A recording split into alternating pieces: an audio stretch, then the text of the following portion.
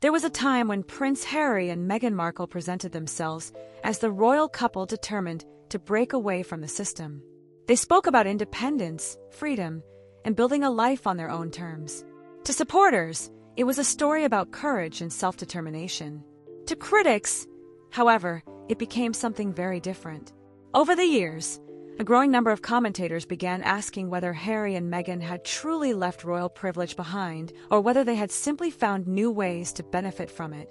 And once you start looking at the pattern critics point to, the debate becomes far more complicated than many people realize. When Harry and Meghan stepped back from royal duties in 2020, they described their goal as becoming financially independent. It sounded straightforward enough: leave the institution, earn their own income, and create a future separate from taxpayer support. Yet according to many observers, the reality that followed looked surprisingly different from the image being presented publicly. Almost immediately, stories began emerging about wealthy friends, powerful connections, luxury accommodations, and opportunities that seemed to appear exactly when the couple needed them most. For critics, this was the beginning of a pattern. Because while Harry and Meghan were speaking about independence, reports suggested they were simultaneously relying on the generosity of influential people in ways that raised eyebrows. One of the earliest and most discussed examples involved entertainment mogul Tyler Perry. At the time, Harry and Meghan were facing enormous uncertainty regarding security, housing, and their future in the United States. According to widely reported accounts, Perry stepped in and allowed them to stay at his luxurious Beverly Hills property for several months. On the surface, it looked like an extraordinary act of kindness, and perhaps it was, but for critics, another question immediately emerged. How does a couple that insists on forging an independent path repeatedly find itself relying on the resources of people it barely knows personally? That question would become a recurring theme throughout nearly every controversy that followed. And this is where the story becomes particularly interesting. Because critics argue that the issue was never about accepting help during a difficult period. Most people understand needing support when life suddenly changes. The concern, they say, was that similar situations seemed to happen again and again. Whether it involved properties, connections, transportation, publicity opportunities, or access to elite circles, the same accusation kept resurfacing. Harry and Meghan appeared remarkably skilled at positioning themselves near people with influence, wealth, and resources. Coincidence? Strategic networking? Or something else entirely? The answer depends largely on who you ask. Yet even among people who were initially sympathetic to the couple, certain stories proved difficult to ignore. One of the most talked about examples involved reports surrounding luxury accommodations in New York. According to various commentators, Harry and Meghan allegedly explored the possibility of securing discounted or complimentary arrangements at one of Manhattan's most exclusive hotels. The reports were never officially confirmed, but the story spread rapidly because it reinforced a narrative already forming in the minds of critics. A narrative centered on privilege. After all, if financial independence was the goal, why did stories involving discounts, special access, and preferential treatment continue appearing with such frequency? That question lingered, and the longer it lingered, the more damaging it became. Because public perception is often shaped less by individual incidents and more by repeated impressions. One story can be dismissed, two stories can be explained, but when similar accusations appear over and over again, people naturally begin connecting the dots, whether those connections are entirely fair or not. What made matters worse was that many of these stories seemed to clash directly with the image Harry and Meghan were trying to build. This was especially true when discussions turned towards status and influence. For decades, royal titles carried enormous weight around the world. Even after stepping away from official duties, Harry remained a prince, and Meghan remained the Duchess of Sussex. Critics increasingly argued that although the couple rejected the responsibilities associated with royal life, they appeared unwilling to let go of the benefits attached to those titles. And nowhere was that criticism more visible than in conversations surrounding business ventures. From media deals to branding opportunities, from public appearances to commercial partnerships, observers noticed that the Sussex name remained central to almost everything. To supporters, that made perfect sense. Their royal connection was part of their identity and history. To critics, however, it represented something entirely different. They saw a couple publicly distancing themselves from the institution while privately benefiting from the prestige that institution continued to provide. Can someone reject the system while still profiting from it? That question would become one of the defining debates surrounding Harry and Meghan's post-royal life. And as more stories surfaced involving celebrity connections, luxury privileges, and allegations of entitlement, many commentators began reaching a conclusion that would shape the next phase of the controversy. They no longer viewed these incidents as isolated events. They viewed them as evidence of a larger pattern, a pattern that critics believed revealed the true strategy behind Harry and Meghan's departure from royal life. And in the next chapter of the story, that perception would grow dramatically stronger as accusations involving celebrity influence, luxury opportunities, and controversial requests began piling up faster than ever before. As criticism surrounding Harry and Meghan continued to grow, the conversation gradually shifted away from a single question and toward something much larger. Critics were no longer asking whether one particular story was true or false. Instead, they were asking whether the repeated appearance of similar stories revealed a consistent pattern of behavior. And according to many commentators, that pattern became increasingly difficult to ignore as more incidents involving celebrity influence, luxury opportunities, and alleged special treatment began surfacing.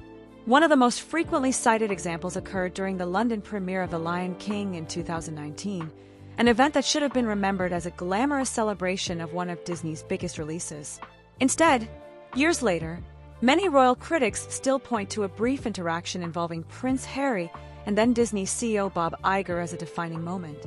During their conversation, Harry reportedly promoted Meghan's voiceover abilities and suggested she was interested in such opportunities.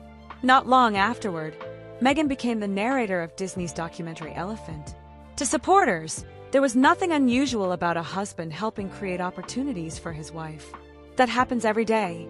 But critics saw something entirely different. They believed the moment symbolized Harry's willingness to leverage royal access and royal prestige in ways that ordinary people simply could not. Whether fair or unfair, the perception quickly emerged that Meghan had gained access to influential entertainment figures through connections that most aspiring performers could only dream of having. And perception, especially in public life, often matters as much as reality. That perception became even more powerful because it aligned with accusations already forming elsewhere. The criticism was not that Harry and Meghan were working. In fact, most people expected them to pursue media and entertainment careers after leaving royal duties. The criticism centered on how those opportunities appeared to materialize and whether their royal status remained the primary engine behind their success. The debate intensified further when discussions turned toward transportation, security, and luxury privileges. One report that generated significant attention involved claims that Harry and Meghan allegedly explored the possibility of returning to the United States aboard Air Force One following Queen Elizabeth II's funeral.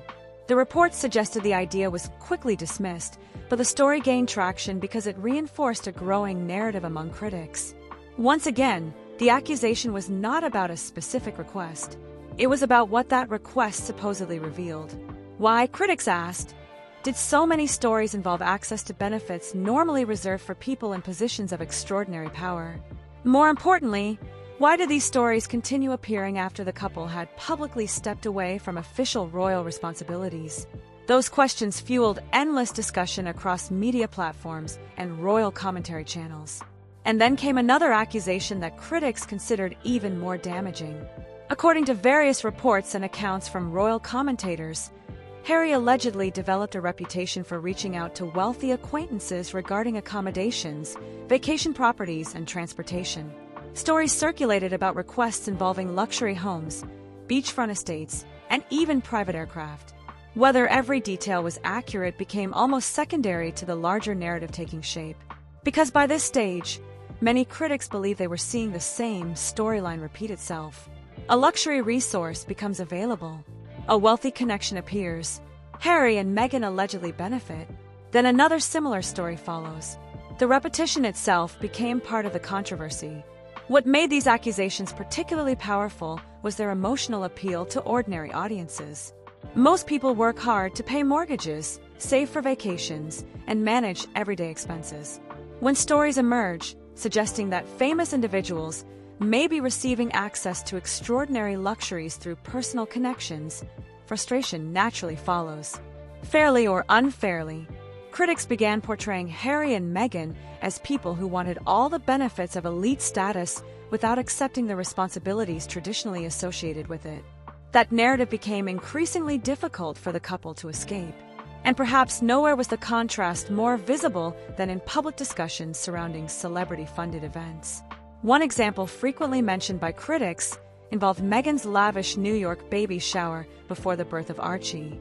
Reports suggested that wealthy celebrity friends played a major role in organizing and funding the event, which took place at one of Manhattan's most luxurious hotels. Images from the gathering spread across international media, showcasing private suites, celebrity guests, and extravagant arrangements. To supporters, it was simply a celebration among friends. To critics, it represented something else entirely. They saw another example of powerful people absorbing enormous costs while Harry and Meghan enjoyed the benefits. Once again, the criticism centered on optics. The image of a couple advocating compassion, equality, and social awareness appeared difficult to reconcile with stories involving extraordinary luxury and elite privilege. And that tension would only grow stronger. Because as the years progressed, the accusations began expanding beyond questions of celebrity influence and into something potentially even more damaging: allegations of hypocrisy. Critics started arguing that Harry and Meghan were not merely benefiting from privilege. They were publicly criticizing systems of privilege while continuing to enjoy many of those same advantages themselves. And once that argument gained momentum, some of the most controversial chapters of their post-royal journey were still waiting to unfold. Because the next wave of criticism would focus on taxpayer money, royal titles, luxury spending, and accusations that would follow the couple across multiple countries and multiple years. And for many observers, those controversies would prove far more difficult to explain away than anything that came before. By this stage, critics were no longer focusing solely on celebrity connections, luxury accommodations, or high-profile friendships. A much more serious accusation had begun taking shape. Increasingly, commentators argued that Harry and Meghan were presenting themselves as advocates for responsibility and social awareness, while simultaneously enjoying benefits that appeared difficult to reconcile with those messages. Whether justified or not, that perception became one of the most persistent challenges facing the couple. Few issues fueled that criticism more than discussions surrounding taxpayer money. When Harry and Meghan were still working members of the royal family, they moved into Frogmore Cottage, a historic royal residence located near Windsor Castle. On paper, it seemed like a practical arrangement. The property would become their family home, and renovations would ensure it met modern standards. Yet when reports emerged that approximately £2.4 million in renovation costs had been funded through the sovereign grant, public reaction was immediate. Many taxpayers were furious. At first, supporters defended the spending by pointing out that royal properties frequently require extensive maintenance and that the renovations were approved through established procedures. But then another development changed the conversation entirely. Within a relatively short period, Harry and Meghan announced their departure from royal duties and relocated to North America. Suddenly, critics began asking a very uncomfortable question. Why should taxpayers finance extensive renovations for a residence that would barely be occupied? The backlash became so intense that the controversy followed the couple for years. Although Harry later repaid the renovation costs, many critics argued that the damage had already been done. For them, the issue was not simply the money itself.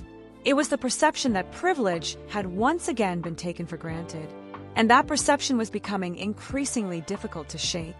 At the same time, another debate was unfolding around something even more symbolic than property or renovation expenses: royal titles.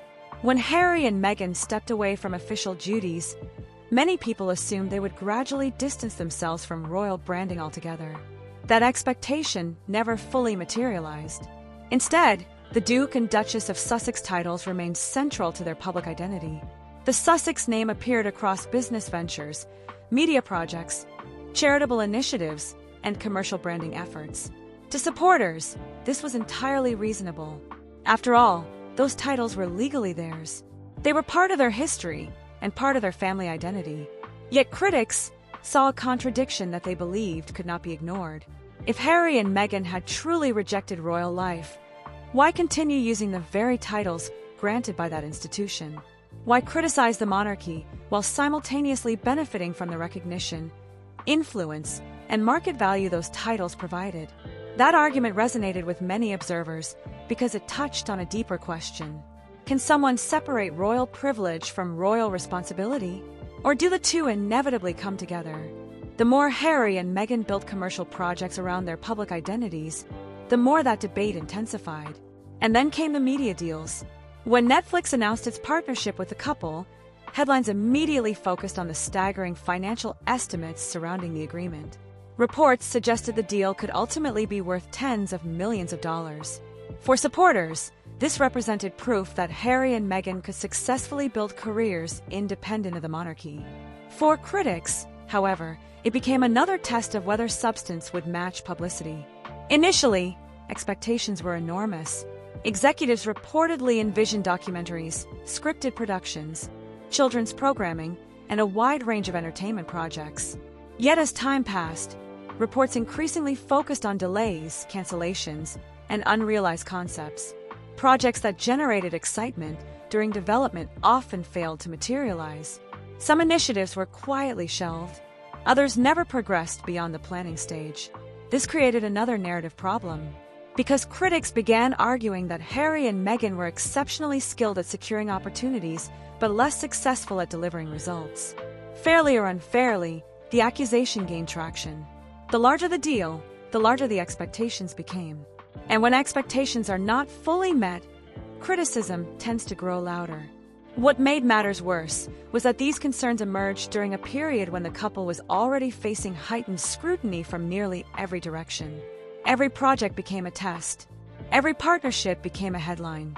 Every announcement became an opportunity for critics to revisit older accusations. And then another controversy arrived that proved especially damaging because it struck directly at the couple's public messaging. Environmental responsibility. For years, Prince Harry had spoken publicly about climate issues, sustainability, and the importance of protecting the environment for future generations. Those messages earned praise from supporters and environmental organizations alike. Yet critics quickly pointed to reports involving multiple private jet journeys, arguing that the couple's travel habits appeared inconsistent with the values they promoted publicly. The criticism spread rapidly, not because private jet use was unique among celebrities. Far from it, but because the contrast between message and behavior created an easy target for opponents. Every environmental statement was suddenly compared against travel records. Every climate-related initiative attracted renewed scrutiny. And once accusations of hypocrisy take hold, they can become extraordinarily difficult to overcome. By now, many royal commentators believe the criticism surrounding Harry and Meghan had evolved into something far more significant than isolated controversies. The debate was no longer centered on individual incidents. It was becoming a broader judgment about credibility itself. Did their actions match their words? Did their lifestyle align with their public image? Or were critics correct when they claimed there was a growing gap between the two?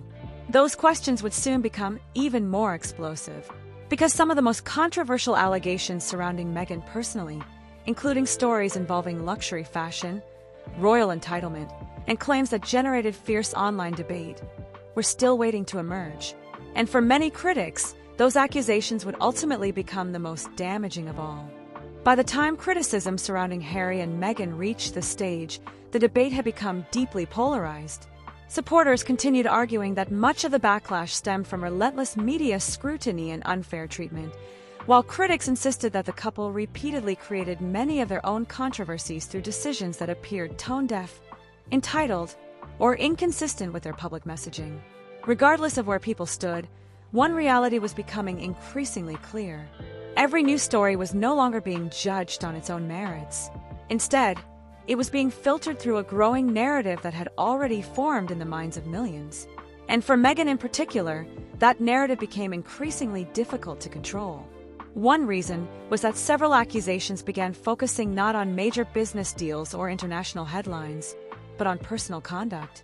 These stories generated enormous attention because they seemed to reinforce an image critics had been building for years. Whether the claims were ultimately proven or disputed often mattered less than the emotional reaction they generated. Among the most discussed examples were allegations involving designer clothing and luxury fashion items. Reports circulated online claiming that certain outfits loaned for photo shoots or promotional appearances were allegedly not returned as expected. One story involved a designer gown worn during a high-profile media shoot, while another centered on a pair of luxury shoes connected to an earlier commercial project. Meghan's representatives strongly denied accusations were applicable, and no definitive proof emerged publicly to settle every claim. Yet that did little to stop the stories from spreading. Why? Because by this point, critics believed they were seeing confirmation of an existing pattern. And when people believe a pattern already exists, new allegations often gain traction far more quickly than they otherwise would. That dynamic became one of Meghan's biggest public relations challenges. Every accusation, whether large or small, seemed to fit neatly into a narrative her critics had already constructed. Fairly or unfairly, she was no longer being judged solely on individual events. She was being judged against an accumulated perception that had developed over several years. Then came stories involving royal privilege itself. According to accounts published by royal authors and commentators, tensions reportedly emerged during preparations for Harry and Meghan's wedding. One frequently repeated story involved discussions surrounding a tiara Meghan hoped to wear before the ceremony. Reports suggested disagreements occurred regarding access and protocol, ultimately leading Queen Elizabeth II to intervene. Supporters questioned aspects of the story and argued that many details remained disputed.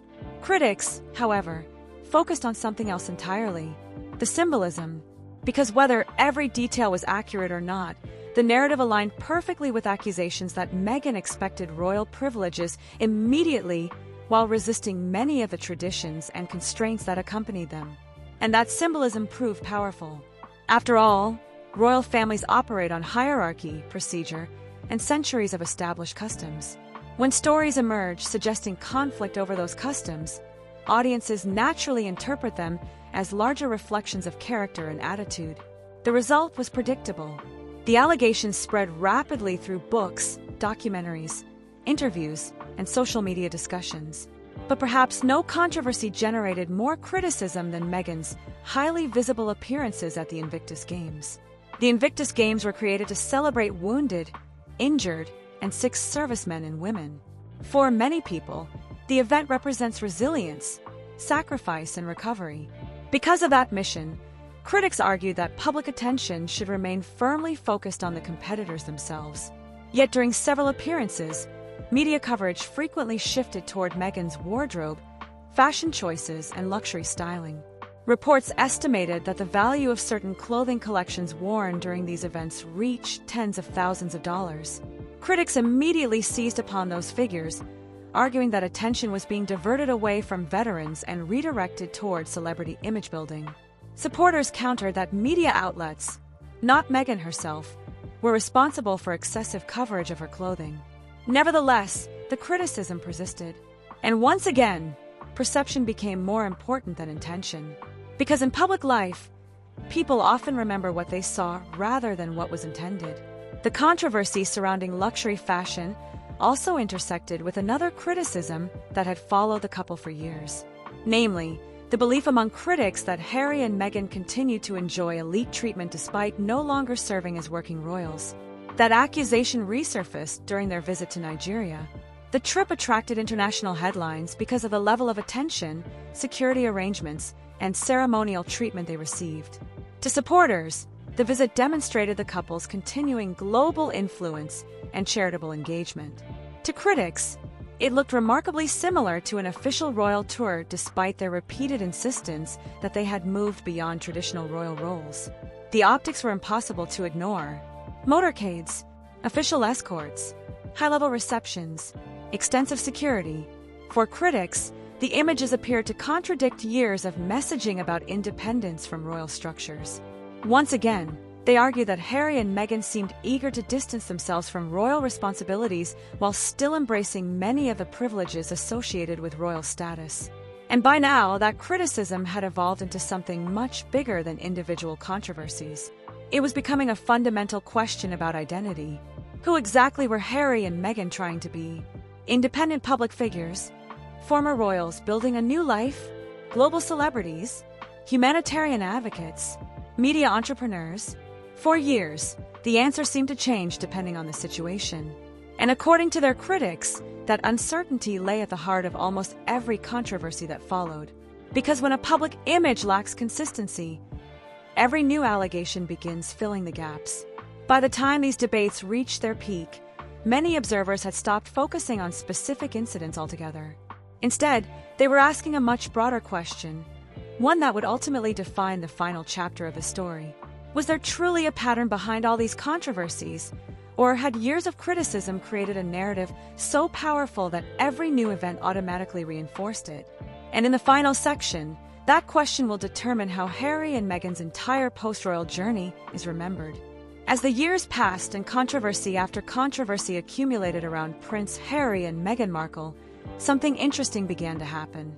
The debate gradually stopped being about individual incidents and started becoming about reputation itself.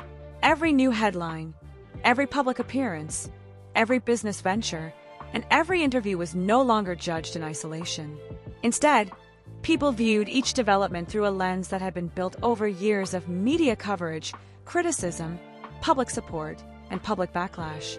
That reality may be the most important part of this entire story. Because whether someone views Harry and Meghan as courageous reformers or as opportunists often depends less on any single event and more on the larger narrative they believe. Supporters see a couple who escaped an institution they believed was harming them, endured extraordinary scrutiny, and attempted to build an independent life despite relentless criticism. Critics see something entirely different. They see two people who walked away from royal obligations while continuing to benefit from royal status whenever it suited their interests. And that divide has only grown wider with time. When critics point to luxury accommodations, celebrity assistants, private jets, expensive wardrobes, business deals, taxpayer-funded renovations, security disputes, or questions surrounding royal titles, they are not simply discussing those incidents individually. They are constructing an argument that Harry and Meghan's post-royal journey has been defined by a willingness to benefit from resources, influence, and prestige that originated from the very system they claim to leave behind. Whether that argument is fair remains heavily contested. But what cannot be disputed is how powerful that perception has become. Because perception influences everything. It shapes media coverage. It shapes public opinion. It shapes how future stories are interpreted. Once a narrative takes hold, every new event tends to reinforce it. And that may explain why Harry and Meghan continue to generate such strong reactions years after leaving royal duties. For many public figures, controversies eventually fade. People move on. Audiences lose interest. The story ends. That has not happened here. Instead, Harry and Meghan remain among the most discussed former royals in modern history. Every project attracts attention. Every interview becomes headline news. Every appearance generates debate. Supporters defend them passionately. Critics challenge them relentlessly. Few public figures inspire such intense reactions on both sides simultaneously. In many ways, that alone explains why the controversy continues. Because Harry and Meghan occupy a unique position. They are no longer working royals, yet they cannot fully escape royal identity. They operate in the world of entertainment, yet they remain connected to the monarchy. They present themselves as independent, yet critics argue their fame still depends heavily on royal association. That tension sits at the center of nearly every debate surrounding them. And perhaps that is why the accusations explored throughout the story continue resurfacing year after year. Whether discussing celebrity friendships, luxury lifestyles, business opportunities, security arrangements, or royal branding, critics consistently return to the same conclusion. They believe these incidents reveal a pattern in which status, influence, and connections are repeatedly leveraged for personal benefit. Supporters, of course, reject that interpretation entirely. They argue that Harry and Meghan are judged more harshly than other celebrities, more harshly than other royals, and more harshly than many public figures who engage in similar behavior. From their perspective, Much of the criticism says more about public bias than it does about the couple themselves. And that brings us to the central question. What if both sides are partly right? What if Harry and Meghan genuinely faced challenges that most people cannot imagine, while also making decisions that invited criticism? What if the truth is more complicated than either supporters or critics are willing to admit? Because history often works that way. It rarely fits neatly into one narrative. It rarely produces heroes who are entirely right or villains who are entirely wrong. Instead, it produces people whose actions are interpreted differently depending on who is doing the watching. What remains undeniable is that Harry and Meghan's post-royal journey has become one of the most controversial chapters in modern royal history. Whether viewed as victims, survivors, opportunists, reformers, or something in between, they have managed to keep the world's attention focused on them for years. And perhaps that is the final irony. For a couple who left royal life seeking freedom from constant scrutiny, they remain among the most scrutinized public figures anywhere in the world. The debate shows no sign of ending. The criticism shows no sign of disappearing. And the fascination surrounding Harry and Meghan appears just as powerful today as it was the day they walked away from royal duties. If you enjoyed this deep dive into one of the most controversial royal stories of modern times, make sure to like this video, subscribe to the channel, and turn on notifications so you never miss future royal family investigations, palace power struggles, and behind-the-scenes stories shaping the monarchy today. And before you go, tell us your opinion in the comments below. Do you believe the accusations against Harry and Meghan reveal a genuine pattern? Or do you think years of criticism have created a narrative that now follows them regardless of what they do? Let us know your thoughts, and we'll see you in the next video.